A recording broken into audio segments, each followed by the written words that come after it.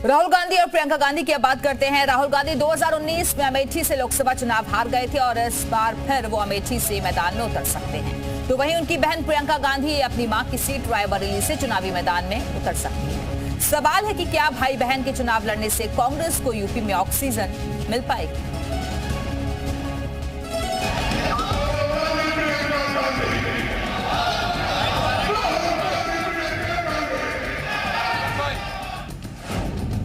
अब तक सिर्फ दूसरों के लिए चुनाव प्रचार करने वाली प्रियंका गांधी पहली बार खुद के लिए वोट मांगते हुए दिख सकती हैं।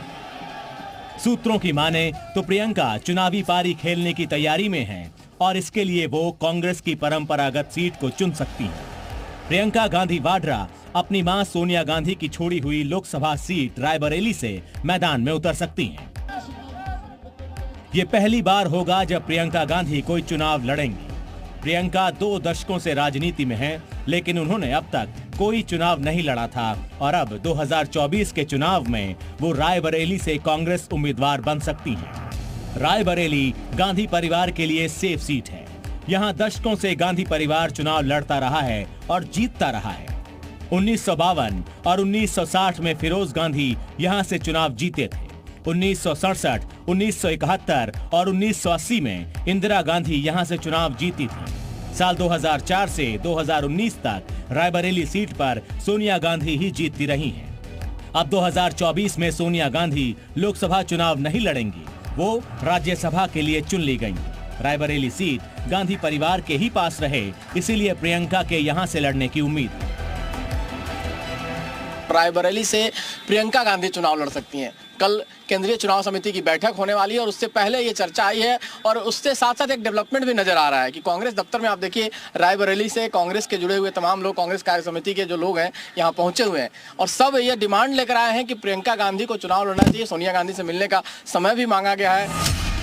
अमेठी भी गांधी परिवार के लिए कभी सेफ सीट में गिनी जाती थी, लेकिन 2019 के चुनाव में कांग्रेस का ये भ्रम टूट गया था।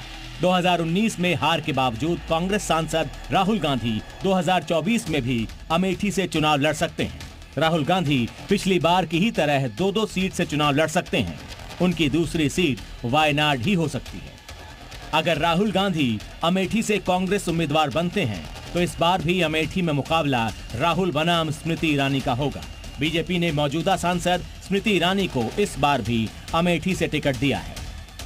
2019 में स्मृति ईरानी को 4,68,514 वोट मिले थे, जबकि राहुल गांधी को सिर्फ 4,13,394 वोट हासिल हुए थे। हालांकि 2014 में स्मृति ईरानी राहुल गांधी से हार गई थी। अब 2024 के चुनाव के लिए स्मृति ईरानी पहले से ही अमेठी में डटी हुई हैं और कांग्रेस को चुनौती दे रही हैं। पहली बार अमेठी से प्रत्याशी घोषित करने में कांग्रेस इतना समय लगा रही है, इतना चिंतन और मंथन कर रही है। कांग्रेस की हार का संकेत आपको उसी में मिल सकता है।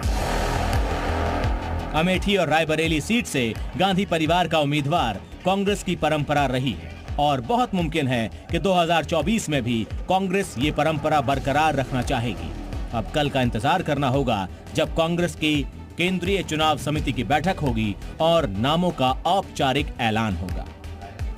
रवि त्रिपाठी, जी मीडिया,